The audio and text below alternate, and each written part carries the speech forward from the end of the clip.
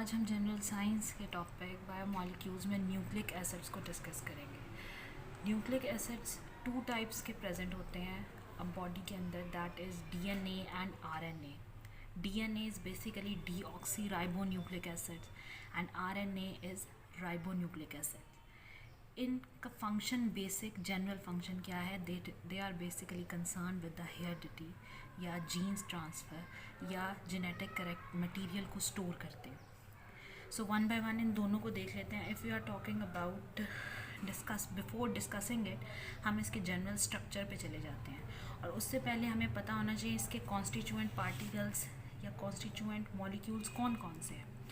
सो जब हम डीएनए या आरएनए की बात करते हैं तो डीएनए और आरएनए 3 कंपोनेंट्स को मिला के बनता है। वो 3 कंपोनेंट्स कौन कौन से हो सकते हैं? उन 3 कंपोनेंट्स में 3 कंपोनेंट्स जो कि कॉन्स्टिट्यूट कर रहे हैं डीएनए और आरएनए को, that is number 1 is the pentose sugar, यानी 5 कार्बन शुगर है इसके अंदर। इसके अलावा आपके पास आ जाता है phosphate group,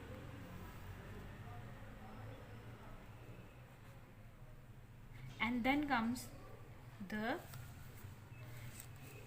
nitrogenous base. These 3 components basically constitute a single building block of DNA or RNA that is known as nucleotide. So basically these 3 components are making the building block of DNA or RNA, that is nucleotide, and there are 2 terms used in this regard, that is nucleotide and nucleoside. So if you have to differentiate between a nucleotide and nucleoside, so a nucleotide is formed by the union of nitrogenous base with pentose sugar and a phosphate group. इसकी example में आपके पास क्या आ सकता है? Adenosine monophosphate, guanosine monophosphate. अगर आपके पास एक nitrogenous base which is here, एक पेंटोज शुगर और फॉस्फेट ग्रुप अटैच्ड है, तो then this is known as the nucleotide. But similarly एक टर्म यूज़ की जा सकती है, that is the nucleoside, where we have nitrogenous base with a pentose sugar. इसमें फॉस्फेट ग्रुप जो है वो एब्सेंट होगा। अब वापस आ जाते हैं डीएनए और आरएनए पे। So DNA is basically deoxyribonucleic acid, RNA is ribonucleic acid. DNA जो है वो बहुत स्टेबल मॉलिक्यूल है, जबकि आरएनए आपके पास लेस स्टेबल होता है, ये डिसइंटेग्रेट कर जाता है, शॉर्ट लिव्ड होता है। ये कहाँ कहाँ पाए जा सकते हैं? डीएनए न्यूक्लियस में मिल जाएगा, माइटोकॉन्ड्रिया में मिल जाएगा, प्लास्टिड्स में मिल जाएगा। Now there comes a question कि माइटोकॉन्ड्रिया और प्लास्टिड्स में ये क्या कर रहा है? न्यूक्लियस तो ऑब्वियसली होल्ड कर रहा है जेनेटिक मटेरियल को। Mitochondria in both animals and plants, और प्लास्टिड्स जो हैं इन plants, which is chloroplast, chromoplast, they are the self-replicating organelles. That's why they need that genetic material ताकि वो अपनी copies reproduce कर सकें. That's why DNA is present in both of them. इसके अलावा RNA आपको कहाँ मिलेगा? न्यूक्लियस में, न्यूक्लियोलस पे। Nucleolus is the dark spot on the nucleus, वहाँ पे RNA जो है वो अवेलेबल होता है। इसके अलावा साइटोस्कोल में राइबोसोम्स के ऊपर प्रेजेंट हो सकता है।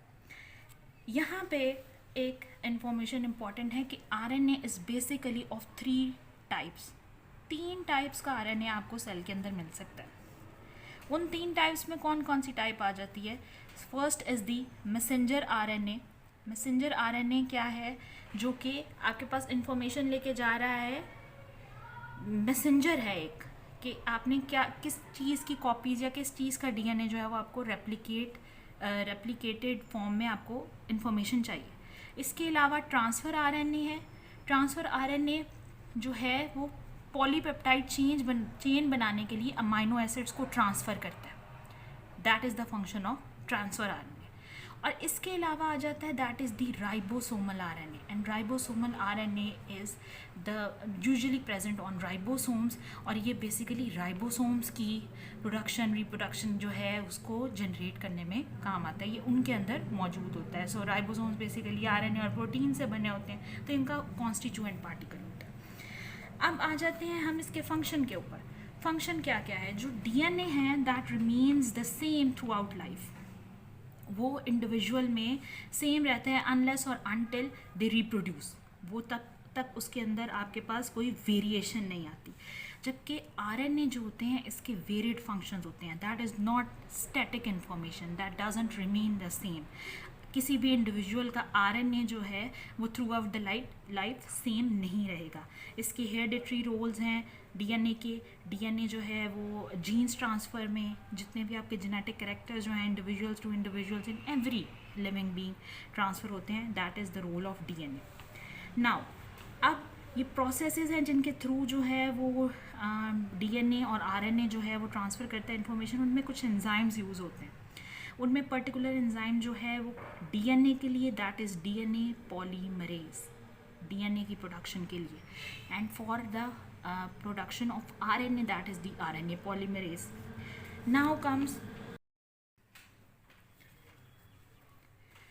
Now students, we will discuss the structure of DNA and RNA. So DNA and RNA has a very similar but very different structure at the same time. वो कैसे है? DNA एक long nucleotide chain है. Relatively, when we are talking about RNA, it is a short nucleotide chain. 2 complementary strands होंगे DNA के अंदर, but RNA ribonucleic acid के अंदर 1 स्ट्रैंड है। डीएनए के अंदर ए बी सी तीनों फॉर्म के हेलिकल स्ट्रक्चर्स आपको मिल सकते हैं, बट आरएनए के अंदर सिर्फ ए फॉर्म का हेलिक्स अवेलेबल होगा। DNA is a double helical structure. Now this was theoretical, like you could quote on your question paper, but if we discuss it with the diagram, then it will become relatively easy. Here comes the structure of DNA and RNA. Here you can see this is a double helical structure of DNA. So there are 2 strands attached with these nitrogenous bases. Here comes the difference. And in RNA, the one nitrogenous base is different than that of the DNA. Thiamine in RNA is replaced by uracil. So you will not find the nitrogenous base thiamine in uracil. Let me repeat it. We have a double helical structure. Here in RNA we have a single helical structure, a single helix, a single strand, and then we have particular nitrogenous bases. Adenine, guanine, cytosine remains the same, will be present in both of the structure, but in DNA there is thiamine, but in RNA you will find uracil instead of thiamine.